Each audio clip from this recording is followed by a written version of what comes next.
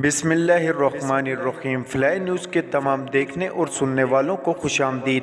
अगर आप हमारे चैनल पर नए हैं तो सबसे पहले चैनल को सब्सक्राइब कर दें और बेल आइकन को प्रेस कर दें और हमारी वीडियो को पूरा देखें ताकि दुनिया की मालूमात से आप बाखबर रह सकें। आए बढ़ते हैं खबरों की जानिब।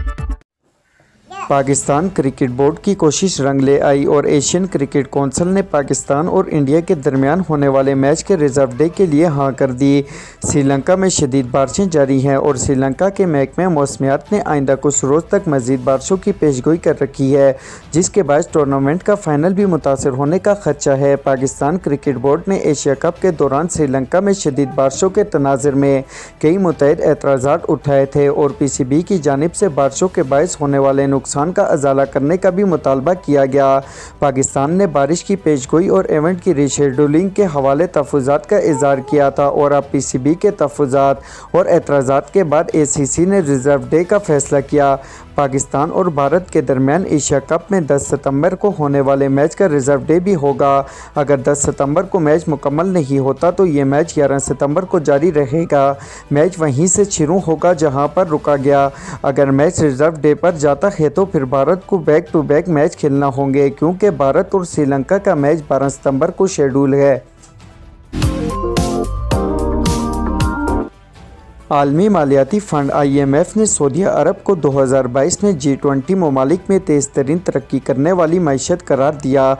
IMF के मुताबिक सऊदी अरब में 2022 के दौरान तेल के अलावा मईशत में 4.9% इजाफा हुआ।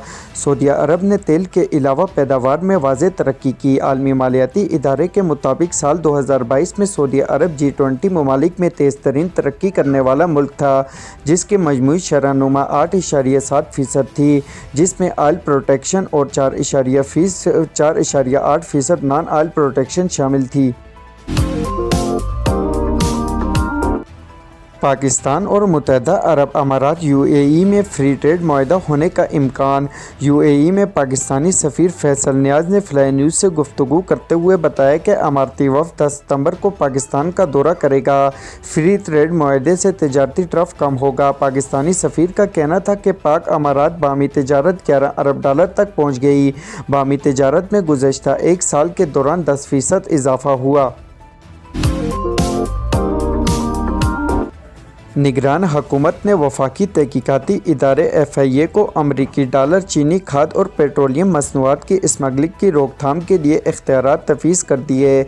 निगरान वज़ीर दाखिला की सदारत में होने वाले इजलास के बाद FIA को कार्रवाइयों के अहकामात जारी किए गए, जिसका मरासला भी जारी कर दिया गया। मरासले के मुताबिक अमरीकी डॉलर और गैर मुल्की करेंसी की तमाम एग्जेक्टिव और एंट्री पॉइंट्स पर FIA कार्रवाई कर सकेगी।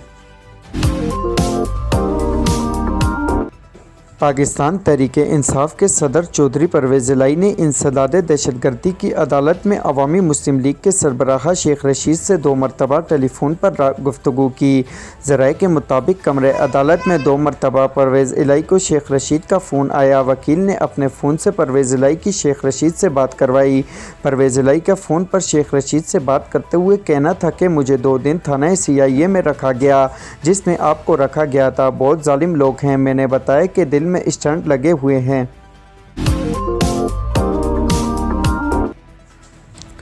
सुप्रीम कोर्ट ने audio leaks inquiry commission case में PDM हुकूमत का जज पर एतराज़ात मुस्तरद किए जाने का तफसीली फैसला जारी कर दिया। चीफ जस्टिस पाकिस्तान उमर अता बंदियाल ने 32 सफ़ात पर मुश्तमिल फ़ैसला तहरीर किया, जिसमें कहा गया है कि 3 जज पर उठाए गए एतराज़ात की कानून की नज़र में कोई अहमियत नहीं।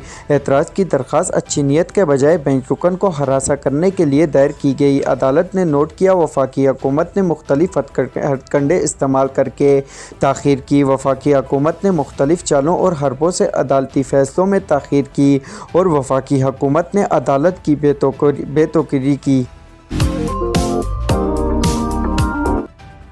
इंटरबैंक में डॉलर की कीमत में मज़ीद कमी का सिलसिला जारी है। गुज़श्ता रोज़ कारोबार के दौरान इंटरबैंक में अमरीकी डॉलर पाकिस्तानी रुपये के मुकाबले में 2 रुपये 4 पैसे सस्ता हुआ और कारोबार के इख्तिताम पर डॉलर 304.94 रुपये पर बंद हुआ। जुम्मे के रोज़ कारोबार के दौरान इंटरबैंक में डॉलर की कीमत मज़ीद कम हुई और डॉलर 1 रुपये 96 पैसे सस्ता होकर 303 रुपये का हो गया।